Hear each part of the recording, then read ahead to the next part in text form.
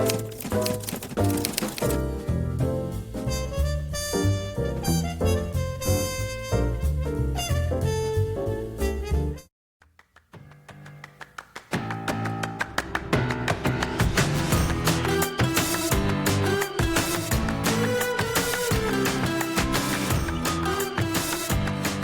to the Leading Tight podcast with your host, Noel Coppins and Scott Roy. And obviously, I am not Noel Coppins.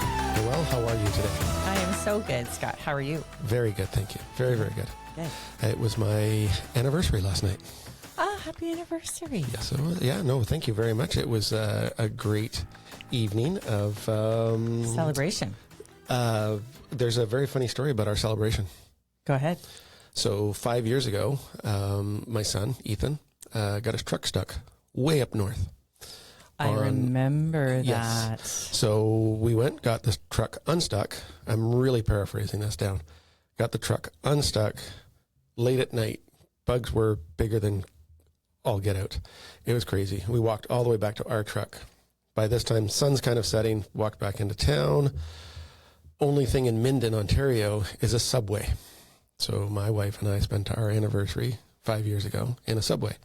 And that has become our little gag kind of thing, issue, whatever you want to call it. What'd you order last night? The foot-long chicken rancher. I love that. I remember that story. Yes. I totally And remember we've shared that with our friends at curling. We've shared that with our friends at work and everything else. And it's just become this thing. Yeah. So we went out for our anniversary dinner last night at Subway. You know what that is, right? That's making lemonade out of lemons. Yeah. That's looking for the best possible outcome of something that's kind of crappy. Yeah. And I love that. And that's what we're about here at the Leading Type. It's about leadership and looking for the positive and learning and growing and becoming better. And it's one of those things where we didn't try and turn it into something funny. It was just we both kind of leaned into it, and it was like, well, this is us. It is. And you guys are funny. Let's just be honest. Yeah. So it was. She did say that it was like it was extra special because it was our 25th. She said, "I'm getting the foot long combo as well." So I don't know. I think she got the turkey rancher. It's I got about the the chicken same rancher. size as her. Yeah. We end to end. That's about the same height. You stand it up on end. Which one's which? 25 years, buddy. That's amazing. Yeah. No, it is. Such a great marriage. It's a special event. It's a special milestone. It is. And it's only magnified by a very special person for me. Oh, well, she's my wife. She's your soulmate. Yes, no question. I don't know who else will put up with you, to be perfectly honest, but I can say that. She's comes in a very small package, which is a nice lead into our podcast this evening. She is a small package, and we are talking about the power of small. And the funny thing is that your wife is a strong small package. Oh, yeah. Yeah. She's like condensed power, and that's what we're talking about. So last podcast, we were dealing with the power of nice from Linda Kaplan-Thaler. And I wanted to go with her companion book as well, because both of these books were so instrumental to how my leadership journey began, and also foundational for our company and for just the ethos of who we are here at Remax Jazz. So The Power of Small is her other book, and it's so jam-packed, full of gems. But the whole point of The Power of Small is that the little things make the biggest difference. It's those small things. And, when you look at our society these days, we are inundated, overwhelmed with information, with noise, if you will, on every level. And everything is fast.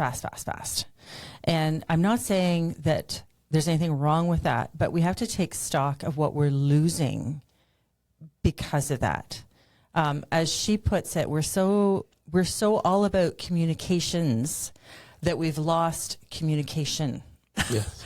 And I would agree. And so what she's saying is, because of our online behavior, because of just the fast pace of society now, these subtle cues and nuances and small behaviors and the little things, the details, are getting lost in the shuffle. Yeah. So what would be your prime example of an everyday thing that we do that you feel that we've lost in our... Yeah.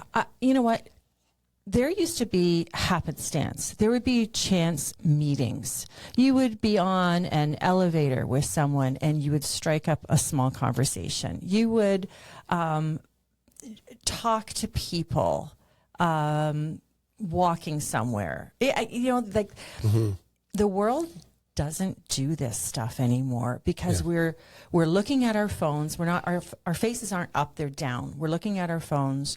Every opportunity we have, if we're alone, we have our phones out and we're not interacting with humans in the physical sense. Yeah, again, I would agree very strongly with that. And so the power of happenstance, chance, whatever, kismet, whatever you want to call it, but those conversations that can kind of come out of nowhere and then become something quite incredible, those opportunities are lost to us now. And we are bringing up, I'm very concerned that we're bringing up a generation that doesn't even know how to make small talk. And there is nothing small about small talk. Yeah. It is so foundational to success, to being able to carry on a conversation of likes and dislikes and opinions, but kind of on a superficial kind of entertaining type interaction. Nothing heavy. We're not talking about politics and religion and all that kind of stuff, but we're talking about just interests. Probably the difference between Rocky Road and vanilla ice cream. Right. Something simple as that. Right. And we don't have those, or we don't have those conversations as much anymore. Mm-hmm. And I'm worried about our youth not knowing how to even have those conversations. Yeah. We become very shy because we only seem to know how to communicate anymore with a keyboard in front of us. And so she just makes some very, very powerful points about what we're missing out on and how important it is to go back to adopting this power of small thinking. And it shows up in every area. Like it's in niche marketing. It's in noticing whatever it is that you do. Of course, we do real estate, mm-hmm. but it's noticing where are the little gaps and where's the friction points? Where's the things that we could smooth out and make easier? Where are those little points of contact or connection or even, discomfort, those little pain points that we can make the world of difference in someone else's life by addressing it, by finding that challenge and figuring out a way to eliminate it or make it smoother or better. So there's that niche aspect to small, as well as just taking that moment to read people and being able to read their face, read their social, your eyes and ears and your instincts will never be replaced by AI or by some Google search, that taking that time and moment to notice people and lean into what you're reading. Yeah. And I'm sure you've had this experience. I've had this experience many times in my career where someone's going through something and they're not saying it, but their whole body is screaming it, right? Yeah. Like it's coming out their pores, and you lean over. And I know one circumstance in particular that I'll share, and it was a divorce, and I didn't know at the time what was happening. I was called in, I didn't know the people, but I could read it. I knew what was happening, and I just leaned over when the husband got up to get some paperwork for me, and I just squeezed her hand, and I said, "It's going to be okay." And from that day to this, we're friends. Yeah. It became a totally different dynamic because I saw her, right? And And so it's the difference between like just going through the motions, and again, we're so consumed with our own lives, and everyone is just a cameo in our play. Yeah, exactly. But it's just it's taking the time, and I'm not trying to make myself some great hero for doing this. It's not that, but read people, be sensitive to people, and read the room. And pick up on the social cues, gestures, those small little gestures of uncomfortableness or of concern or fear, that you stop and you focus. So like be in the moment. There's 20,000 interactions? No, moments in a day or something like that. Thoughts and interactions and stuff that you have. Yeah, but make the most of the time that we're given each day to be thoughtful and present. When you're with someone, be present. Yeah, and I think that's where it starts for me, is at home. Because instinctively, when your child comes home, or your wife or your spouse or husband or partner, whoever comes home, and the first question is, I never asked the question the right way, though. I always ask, what's wrong? Right? So it's obviously a negative for me. And instead of saying, hey, what's up? That's not the same hello. It's not the same glance. It's not the same hug. Or body language, how they're holding themselves, how they're holding their shoulders. Yeah. And there's so much that you can pick up on, right? Yeah, I remember, I think our youngest son came back and I got a job not too long ago. And you could just tell that on his third day when he came home was like, what happened? And you could tell, right? And it was just like, well, they don't need me anymore. Oh. And I'm like, well, that's a polite way of putting it, right? The way they did it. Now, that small moment in time, we could all pick up on it.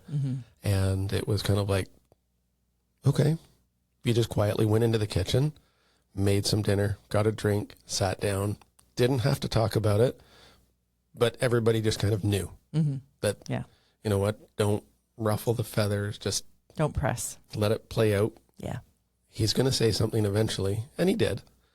And to the person he probably trusts the most, his mom, right? Because he's afraid that I'm going to tease him or I'm going to bug him, and he's probably not wrong. But you do know, and it's those small things, and I think that's where we pick it up first, is with the family. And I know when Denise is having a bad day. I know when the kids are having a bad day. I know, those are people you spend all the time with. So you get the luxury of seeing them, and I think you're actually very good at it. Well, I think you have to decide to take a genuine interest in people and notice people and not see them as just someone who is serving the purpose that they're serving in your life, like the cashier at Costco or whatever. Do you know what I mean? Like actually take a real interest and notice what's going on in their life. And if you do that, your life becomes so much richer. Yeah. But you just never know what can open on the other side of an interaction with people, where you're when you take an interest in others, there is nothing more attractive than someone who is leaning in and taking a true interest in another person. Like to that person who's being taken an interest in, right? I think we've all had those experiences. Yeah, and who's asking questions. I think we need to be more curious with people. I think we need to ask the next question. I think that's one of those things. It's funny when you do lean in, people aren't expecting it either on the other side, because I think people on the other side are just as cultured. It's like, or conditioned to say, oh, well, that's just the way it is. Yeah, well, we're conditioned not to care. Right. And I think when they come up to someone who does care enough to put themselves on the line to say, what's really going on? Yeah. Or to notice there's a hesitation, to notice like when you've asked that superficial question, there was a breath. Yeah. Or that body language again, like we're lifting our heads up and actually looking at a person and making eye contact and just reading the social cues. You go back in history, and not that she talked about this, but just you go back in history and the social norms, there was a lot less emphasis on we were very careful back 200 years ago, even 100 years ago, we were very careful about what our vocabulary was, what we actually said. There was all these social improprieties and also norms on how you spoke to one another, and so many things that you would never say, but it was all nuanced. So, what was being said was one thing, but there was this nuancing of the body language and all that gave that import of those words a different meaning, like that the import was heavier or anyway. It was the inflection in the voice. It was how you said it. It was, and the looks. I mean, there was more emotion perhaps like in how they looked at one another, but there was more said in the unsaid. Yeah. Right? Yeah. And now we're at the point where we don't even say. No, we'll just text it. Yeah. Hey, did you see that? Right, I'm standing right beside you. I did see it. I know. I'll just send you an Instagram meme. Well, I think the one scenario in my life where you've mentioned it a couple times now was I had an event at Costco. I was leaving, grabbed my box. I was just walking out, and this poor cashier was just being berated. And as I walked by, the people that were berating her kind of picked up their stuff and carried on towards the door. And I just looked at her, and all I said was, that was so unnecessary. And I said, have a good night. And that was it. I just turned around and I walked away. And it had to be a week later. I walked back in and I saw her. And all I said was, did you have a good night? And she remembered who I was. Of course. Right? And she was like, it got better. I was like, well, it couldn't get worse. Imagine what they put up with. And the funny thing was, every time I walked into that Costco, okay, wait a second, back up. Not every time, because she wasn't working every time I walked in. But every time I walked in and she was there, you kind of got the nod, got a little wave. Yeah. How are you? Very good today. There was a link. Yeah, there's a link. There was never more than 5 words said. Yeah. There's an understanding. It's this human element that we're missing, and that's what she's talking about in the book. That we are losing the humanity of interaction, and we need to bring it back. And it doesn't have to be grand. All our gestures don't have to be grand, and it doesn't always have to be, yes, we have to have a big picture vision for our lives, we of course, but let's not do that at the expense of the little steps that take us there. So, I mean, part of thinking small and the power is small is, how do you eat an elephant? One bite at a time. So, if you want to eat an elephant. Yeah. But, so it's not on the top of my list. No, I neither. But, yes, for goals, we've got to break them down into the snack size, bite size that we can do every day. Yeah. And we need to mark and celebrate every little milestone along the way until we get to the big milestone. And of course, that all makes sense. It's just, don't discount the one for the other. And everything doesn't have to be saved up for this grand gesture, this grandiose moment, where you're going to suddenly make it big on this big idea when there's been all kinds of clues and cues along the way of how you can incrementally improve your business, your sales, your production, your life, whatever. You can make these incremental changes that over time, it's the compound effect. It's the Kaizen way. It's all that stuff. It's making sure that the small is not forfeit. Yeah. And it's just profoundly right. So how is this book, because you've obviously read this book, have you read it more than once? Yeah, I've read it a couple of times. Yeah. I've seen her live. I really she's a big ad executive, and she did the Aflac commercial with the duck. Oh, that's great. It's the best. And she did the Toys R Us jingle, and she's just done some amazing stuff, really, really fun. And what I love is that she had this really small ad agency that she's, I think, running out of New York Loft or something. Do you know what I mean? But when the big executives of the big firms came in to see them, she had fresh homemade cookies for them. It was the little things. It's one of the reasons why we do cookies at the front desk of our company for the last 16 years. It was because I was like, I want that. I want people, when they walk in, to receive something from us. And it's small. It's a little thing. But I wanted them to feel kind of welcomed and at home and comfortable. And, I got a cookie. Yeah. So again, it's a small thing. I've been there at the front desk, and we're not allowed to have them. I get that. But I've seen the reaction it instills in some people. It's like, it's a little surprise. I skipped lunch. That's a really nice touch. I really appreciated you doing that.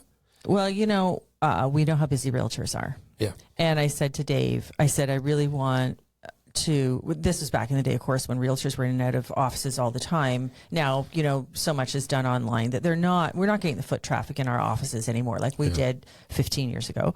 But regardless, at the time, I know how busy it is, picking up keys, running around, doing paperwork, all that stuff, running between appointments, and you're starving and there's nothing. You've searched your entire glove box. There is not a Halls from 2008 left in the bottom of that glove box, right? Because if it was there, you'd have eaten it already. Yeah. And you don't even have time for a drive-through, but there's a cookie being handed to you, and it's like, it's just what I needed, right? It's a silly little small thing. Yeah.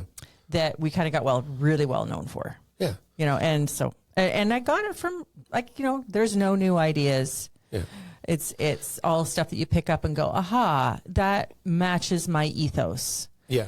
That's very reflective of who I am or who I want to be, the direction of our company, what our platform is. This is very in keeping with the whole giving first idea. Mm-hmm. And that's, well, it's like that. I've watched that video a couple times online. If you've ever seen it, it's the way that he fills up the jar, right? And it's some of the big things go in, and he asks if it's full, and everybody says yes, and then he puts smaller objects in, and they kind of filter around the big things. And is it full now? Yes. And then he starts putting in smaller objects into it, and again the same question: is it full? And some of the clips are like, yeah, no, it's not full. And then the last thing he puts in is the sand, which takes up all the spaces. And those are the small things. That's what fills it up. Yeah. But he's also said, too, be careful on how you fill the jar. Because if you fill it in the wrong sequence, it's not going to work. Well, it doesn't work, right? Yeah. So all those small things make up that component of that jar, right? And, we all want to surprise and delight our clients. Yeah. I can't think of any, I'm going to always use real estate as our example. I mean, obviously this stuff applies to any service industry, but in real estate, we always want to surprise and delight our clients, but we can't be over the top all the time. You're not always going to have a wow factor, but it's the consistency of doing these small little things that show that you care. It's the consistency of giving compliments and empowering the client, being their cheerleader, encouraging them, reminding them they're making good decisions. Those are those little things that I think are so important to stay consistent in. Mm-hmm. You can't go overboard all the time for in any industry, in anything. You'll go broke, clearly. Yeah, and it's maybe not as genuine either. If it's always being, okay, what do I have to do now? What do I have to do? If it's something that's forced and you have to sit there and go, okay, did they say thank you? Did I say thank you? Who said? And you mentioned the service industry, and it's okay. We can step outside of real estate for a second. Mm-hmm. I had an experience of going through a drive-through the other day, and it's just such a routine for them.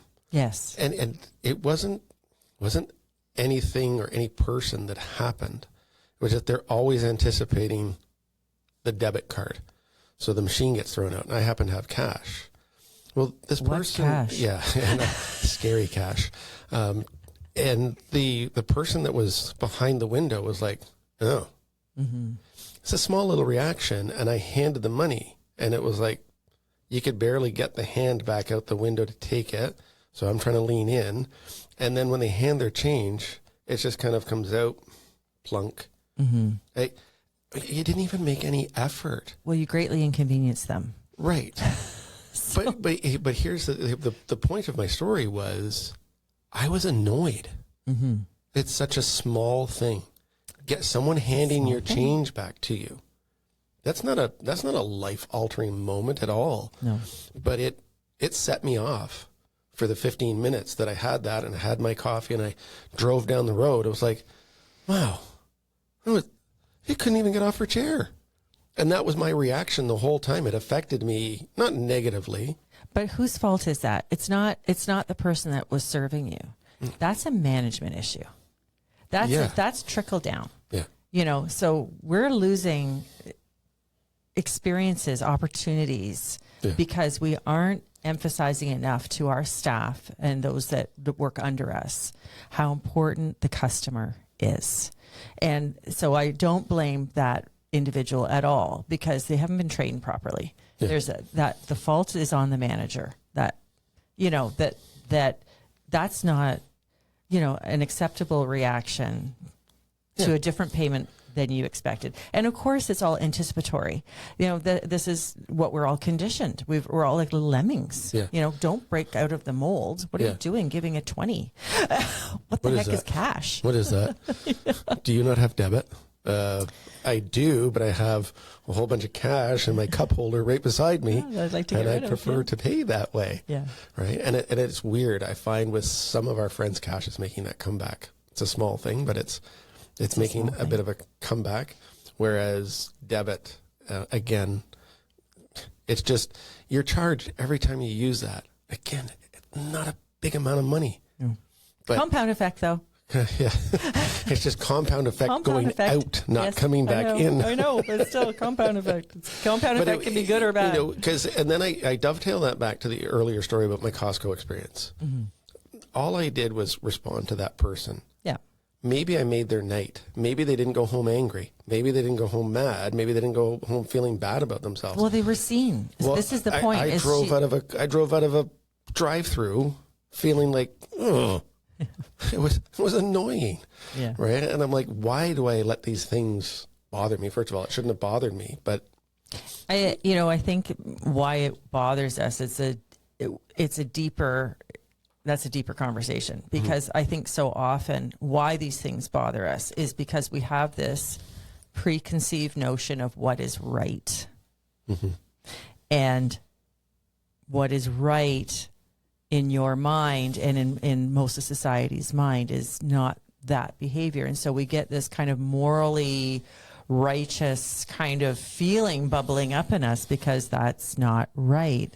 Is it the end of the world? No, but how come we get stuck on these small pain points? And it's because we have this moral compass in us that says that's not right. Exactly. So, and with the girl whoever was it, a woman or man, whatever, at Costco, she needed to be seen. Yeah. She needed that backup, if you will, and you saw her. And so now there's almost like an unveiling of who that person is. Like, you're revealing yourself. She's revealing herself. When we interact on the proper human level, that's what's supposed to happen. We're supposed to see each other's, I got a word for you. Ready? Are you ready for this? We're supposed to see each other's character. Yeah. Yeah. Character. What the heck is character, right? Yeah. Yeah. But character, and in all of it, we need to recognize that we're all being weighed heavily every day.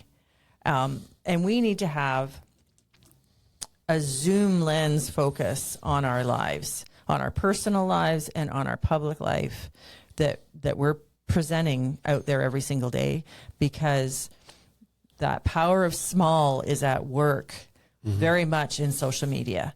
And we need to protect the one and only thing that we have at the end of the day is our reputation. Yeah. Our word. What did we stand for? What did we fall for? Right? Yeah. But our reputation is, we need to, at the end of the day, it's just so vital. And revealing and growing a good character, revealing our character and building our character into something that is, integrous. Is that a word? I don't know, but I just made it up. Yeah, but of great integrity. That we're known as a go-to person, that we're responsible, that we're kind, that we're thoughtful, that we're, striving to be the best human being that we can be, because it's not a dress rehearsal. We're here once. Yeah. Whatever people want to believe, but let's just cut that we're here once. We get this chance once. Like, you're not taking anything away with you when you leave. Guess what? You arrive with nothing, you go with nothing. It's all about the impressions you leave on people's hearts at the end of the day. How many lives did you touch, and were they made better? And everything else is a little bit superfluous at the end of the day. I'm dealing with 95-year-olds right now. Yeah. These two 95-year-olds who I'm just absolutely enamored with, because the wisdom that they keep sharing with me through the selling of their home process. And, you want to learn something, go have some time with some wonderful seniors who will happily share their pearls. Yeah. Unbelievable, right? Yeah. No, and they get is small. Yeah. They understand this power of small, of the compliment, of the gesture, of the handshake, of the please and thank you, of the politeness and the etiquette that is so missing right now, that we are in fear of losing completely from our generation. I had that experience from a senior that I do our community care drive for. And it was a lady, and we always chat about what's going on in her life, what's going on in my life. And she tells me about her daughter who lives up north in Collingwood area. So just north of where we are right now. And we just got to talking about birthdays and anniversaries. And I said, oh yeah, my anniversary's coming up. And I said, oh, by the way, I won't be able to drive you on this day because it is my anniversary. And she's like, sorry, what day was that again? And no pen, no paper. Just said, okay, I won't call you and schedule anything on that day. And I went to pick her up probably 4 or 5 days before.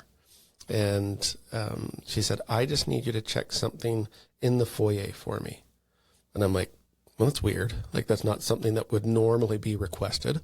Right. So I stepped into the foyer, small little card, bottle of wine. Yeah. Happy anniversary. Right.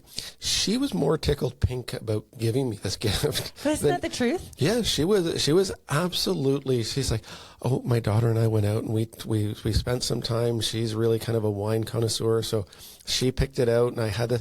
So I got the backstory behind it, right?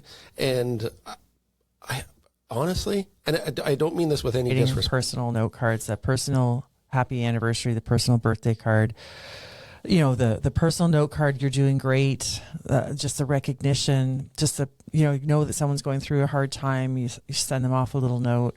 The power of writing note cards. And of course, she talks about it all throughout the book, because businesses have been built on the power of note card writing. Mm-hmm. You know, just taking the moment, you just saw somebody, you just want to write them a little note. And again, you know, we're getting away from direct, like mail delivered. Mm-hmm. So, or anything in a written format that's, you know, tangible, not on a text, not an email. Christmas cards. Yeah. What are those? Yeah. So that's my point. But it's so small and so profoundly heavy and wonderful. It carries a big impact with people because of how it affects them. Mm-hmm. I think there's a lot that goes on in behind there, because I know, and I only speak about it from my own experience. When you provide a card for a birthday, and I don't get up, and again, it's not a pity party. Oh, I didn't get a card from anybody else. Poor me. That's not the point. The point is that you took the time to write the card, right? Which was nice. It was a very thoughtful thing to do. You know, so there's a lot that comes with that when you send that card, because all of a sudden, wait, that person was thinking about me. It wasn't a reminder on my Facebook page about somebody's anniversary or anything like that. Right. It was, this person took the time to write me a card. Mm-hmm. They put my address on it. They addressed it to my wife and I. They addressed it to me, whatever it was. Yeah. They put a stamp on it and they put it in the mail. That carries a lot of weight. It does. And, you know, taking it the extra step and writing something personal inside the card. I know myself, and we may have talked about this last time, and so I could be a broken record here, but I'm happily a broken record on this topic. Yes. You open up a card that you buy from Hallmark, and there's a beautiful, you know, written verse in there, and that's lovely. But for myself, my eyes go to what have they written themselves. Yeah. Right? Yeah. It makes such a difference if it's just a signature on the bottom. And, you know, we get that here at the company every Christmas. We get all kinds of cards from law firms and service providers that we work with. And it's just everybody's just signed the card. And then that's, don't get me wrong, it's very nice. But when there's a personal message inside, like your eyes go right to the personal message. Yeah. Because everyone has the need to be seen and heard and loved. Yeah. And it's a chance to do that. And it's a small thing. Yeah. It's huge.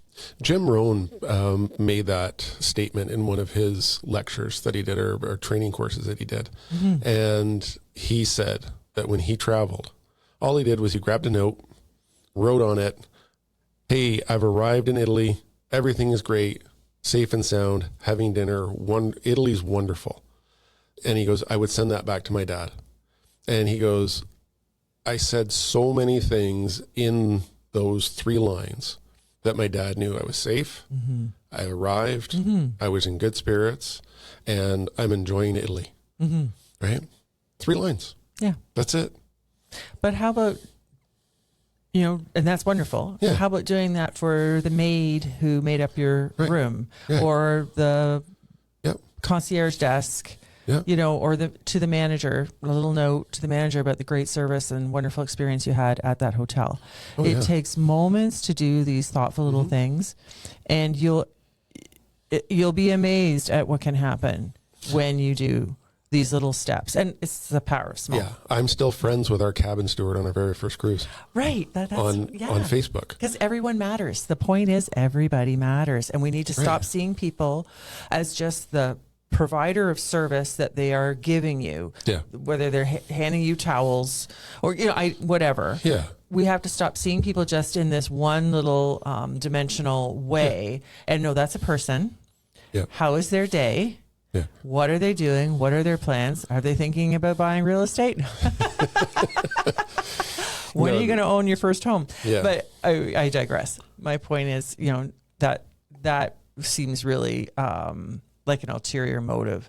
This has to be genuine to work. Yeah. This has to be a shift in your heart.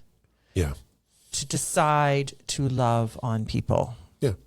And to me, that's so important in leadership, that you have that heart shift, that you're actually going to like people, do more than tolerate people, see them as more than just one-dimensional beings to serve your immediate need, but actually take an interest, stop, ask questions, give compliments, lean in, be curious, find out about their life.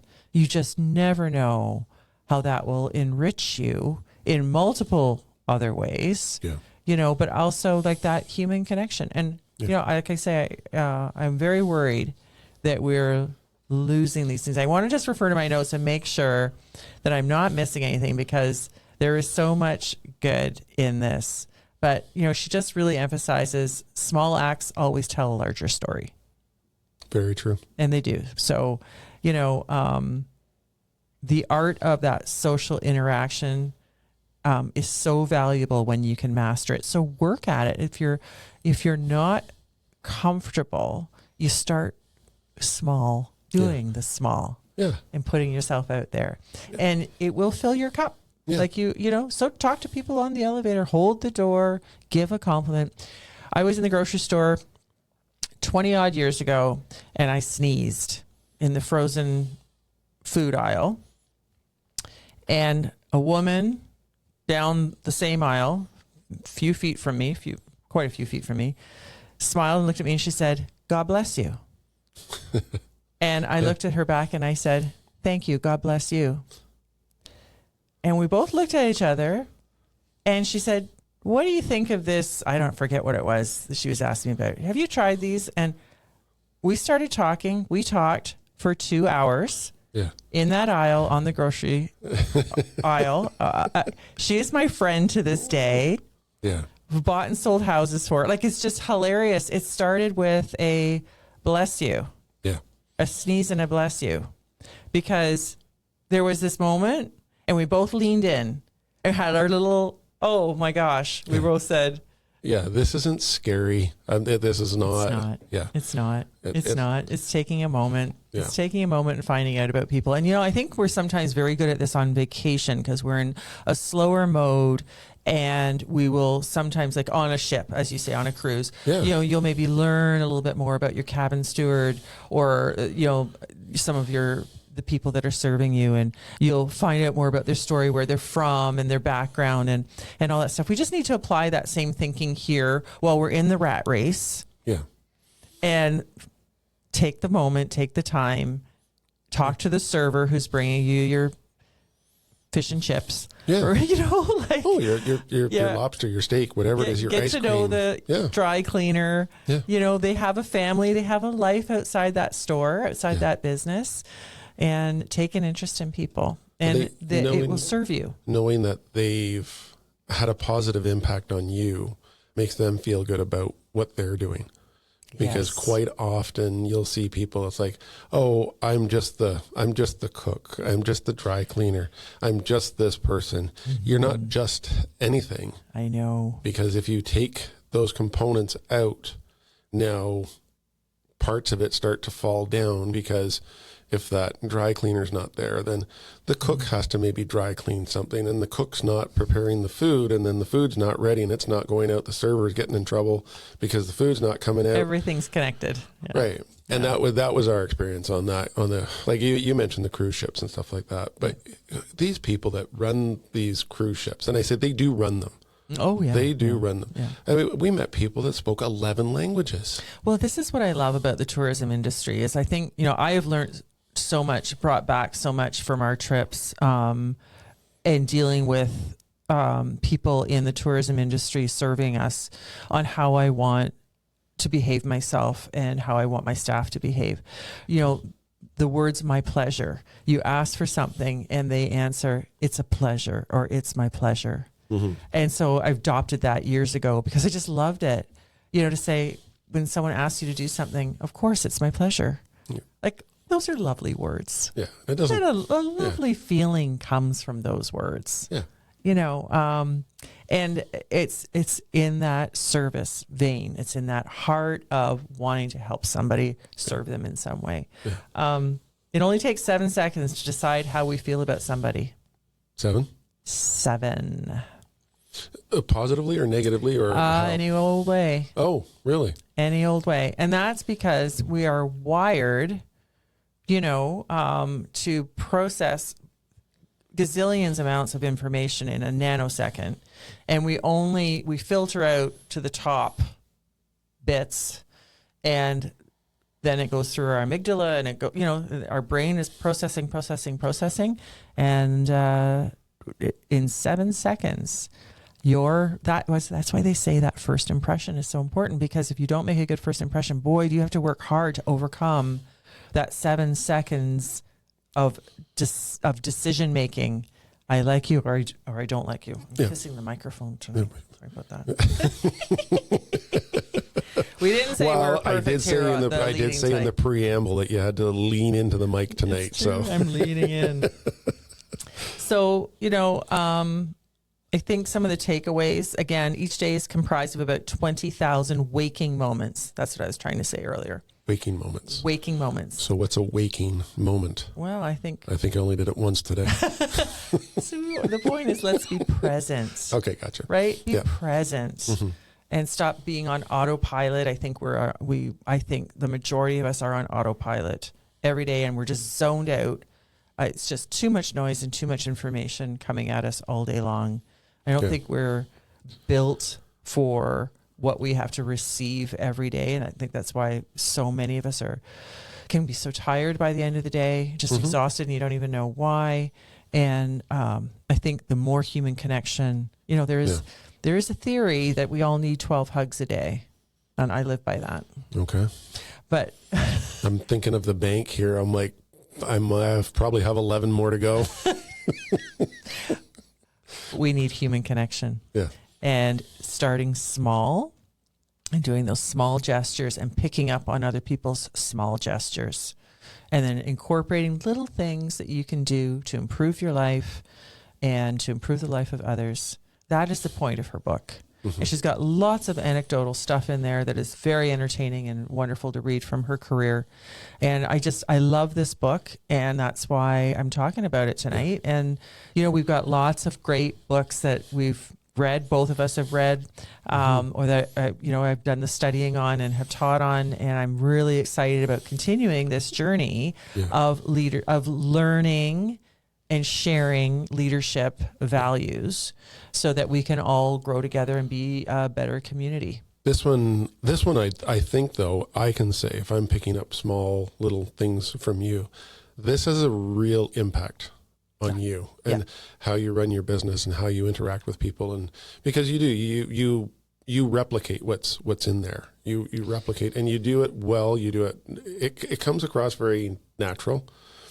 when someone's sitting there and they're like, hello, how are you? So I make a concerted effort because there's 1,000 things going on all the time, right? Yeah. With the company and with life. Yeah. And when I actually tell myself, if my brain starts to go somewhere else and stops being present in the moment, I'll say, woohoo, focus. Yeah.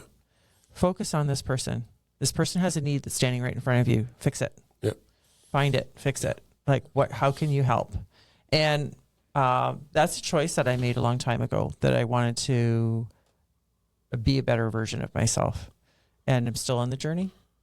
And I don't think we not where I want to be yet, but thank God I'm not where I used to be. Yeah, that's a sentiment that I would definitely live by. I've had some major milestones I've overcome, some hurdles I've overcome to get there. Mm-hmm. And I think one of the big things was, being in this industry, graduating to this industry, moving to this industry, however you want to say it, because you go from that employee mindset to that, now I'm the person that's in charge. Everybody's happy with me, but everybody can be mad at me all at the same time. So it's how you interact with people. It's how you see people, how you acknowledge people. So I can say that I've taken a lot from what you've taught from this book. Well, I'm glad, because, I just think the value is in the details. Yeah. And I do believe that. And I do believe in all things, but especially in our industry, in real estate, because we're dealing with people going through sometimes very difficult things. But any move is difficult. Yeah. It doesn't matter. If it's the happiest day of their lives, it's still difficult. There's so much value to notice the niche, to notice the details, to take care of those things, to fix those things or make them better, or just to acknowledge them. Yeah. And I think if anyone can take stuff away from today, there's just so much value in the small. Remember that specialists get paid more than generalists, right? And so when you can specialize into niche marketing, into like how many businesses have been built, mega huge businesses have been built on niche. Think of Uber, think of DoorDash, think of Post-it notes. Saw a need. It was a small need, like it was a niche. It was this little small thing. How do we make getting a taxi, getting a ride somewhere with less friction? How do we make this a smoother, more enjoyable process for the consumer? Yep. Mine is, mine is, it's really weird, but if you want to talk about a niche thing that I noticed, Chick-fil-A. Yeah, Chick-fil-A is a fabulous niche. Yes. Right? Not open on Sundays. I know. That was the worst. I drove all the way down. I talked about, I was like, you know what I'd really like? In my mind, I'm not monologuing in the car, but it's like, you know what? I'm in the mood for Chick-fil-A. Mm-hmm. Then I got there and they're closed. I'm like, yeah. Look at that. Core principle of their company. I've attended a lot of conferences where they've spoken, where they've been used as examples. They are a wonderful company and all about niche. I love how, again, studying how they do things, that the hostesses, if you will, hosts and hostesses meet you outside, and their scripting is so beautiful. How they greet you, how they refer to everything, the whole process is just an enjoyable experience. And they flash you this great big smile. It's like Disney World of chicken. But it's like that same kind of level of. But at the end of the day, it's chicken. You can't get a burger there. No, I know. Like, again, niche, right? Yeah. Niche. But also, you're gonna. I love when companies stay in their lane, do one thing really, really well, and don't feel the need to have to go into the other lanes. And also keep boundaries on what their principles are and what they believe in and how they're going to operate. And I love when you see great training of staff. Yeah. And you see that at Chick-fil-A. Like their staff are fabulous. I've only been there a couple times. Yeah. And every time it's a great experience. Yeah. Yeah. For what is in essence a fast food restaurant. Yeah. It's done well. Yeah, and it is. They do a great job of it. They do. And so it's a great example of that niche that, grows exponentially because truly specializing or generalizing. I mean, pick your lane, but if you specialize in anything, you're going to do so well. And that's the power of small. Well, thank you very much for that. It's a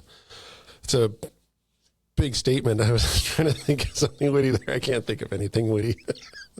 You don't need to. No, this is really good. So just in summary, again, we're talking about the power of small. Mm-hmm. And this is a book is it available everywhere? Can you get it anywhere? You can get it on Audible, so you can listen to it. It's not a big book. This is not War and Peace. Yeah.